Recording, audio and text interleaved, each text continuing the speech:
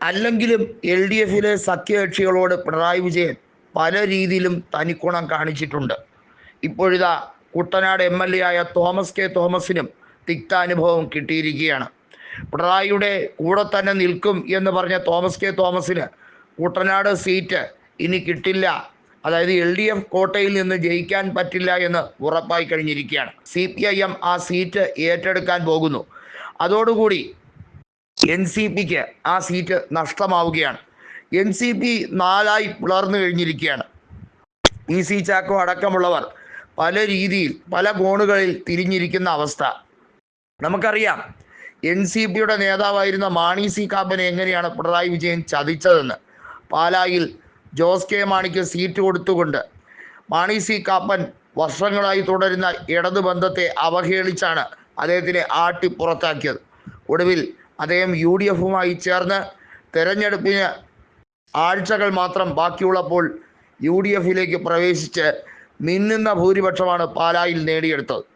Thomas K Thomas കൃത്യമായും UDFിലേക്ക് ചേരുകയാണ്.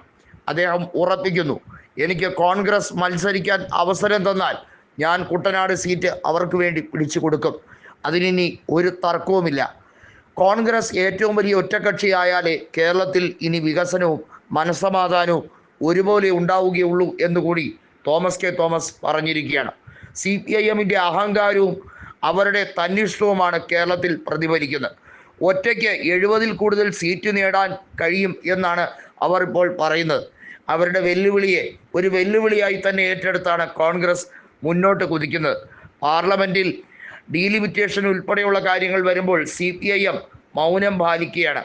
സ്റ്റാലിൻ വിളിച്ചിട്ടും പിണറായി മനസ്സില്ലാ മനസ്സോടെ ചില കാര്യങ്ങളിൽ വഴങ്ങാൻ ശ്രമിക്കുന്നുണ്ടെങ്കിലും അദ്ദേഹത്തിൻ്റെ മനസ്സിൽ എന്താണെന്ന് തനിക്കറിയാമെന്ന് തോമസ് കെ തോമസ് പറയുകയാണ്. കുട്ടനാട്ടിൽ ഒരു പുട്ടുകച്ചവടവും നടക്കില്ല. അവിടെ പിണറായി വിജയനും അദ്ദേഹത്തിൻ്റെ കിങ്കരന്മാരും വിചാരിച്ചാലൊന്നും CPIMൻ്റെ പരിപ്പ് അവിടെ വേകുമെന്ന് നിങ്ങൾ കരുതുകയേ വേണ്ട എന്നും ഇത് മണ്ണ് വേറെയാണെന്നും തോമസ് കെ തോമസ് കുട്ടനാട് പൊതുസമ്മേളനങ്ങൾ നടത്തി പറയുകയാണ്. രാഷ്ട്രീയ വിശദീകരണ യോഗം ഉൾപ്പെടെയുള്ള കാര്യങ്ങൾ നടത്തുകയാണ്. നമുക്കറിയാം പിണറായി വിജയൻ്റെ ശത്രുക്കൾ കൂടിക്കൂടി വരുന്നു, UDFിലല്ല LDFിനകത്ത് തന്നെ എന്നുള്ളത്. അതായത് അദ്ദേഹം എല്ലാവരെയും വെട്ടി വീഴ്ത്തി മൂന്നാമതൊരു ഊഴത്തിന് കാത്തിരിക്കുകയാണ്. വെട്ടി വീഴ്ത്തിയ പ്രമുഖരായിട്ടുള്ള ആളുകൾ പലരും ഒന്നിച്ചുകൊണ്ട് UDFിൽ പോകുമ്പോൾ പിണറായി വിജയൻ ജനങ്ങളുടെ വോട്ട് നേടി വീണ്ടും ജയിക്കും എന്നാണ് അപ്പം ഗോവിന്ദൻ തള്ളിവിടുന്നത്. എന്നാൽ അപ്പം ഗോവിന്ദൻ അറിയാത്ത പല കാര്യങ്ങളുമുണ്ട്. പിണറായി വിജയൻ്റെ പ്രായപരിധി ഇളവ് ഉൾപ്പെടെയുള്ള കാര്യങ്ങൾ വലിയ രീതിയിൽ ചർച്ചയാക്കുമ്പോൾ പോളിറ്റ് ബ്യൂറോ എന്നത് വെറും കേരള ഘടകം മാത്രമായി തരം താഴ്ന്നിരിക്കുന്ന അവസ്ഥയാണ്. പോളിറ്റ് ബ്യൂറോ എന്നാൽ വാസ്തവത്തിൽ സംസ്ഥാന സെക്രട്ടേറിയറ്റ് തന്നെയാണ് എന്നുള്ളത് എത്ര പേർക്കറിയാം.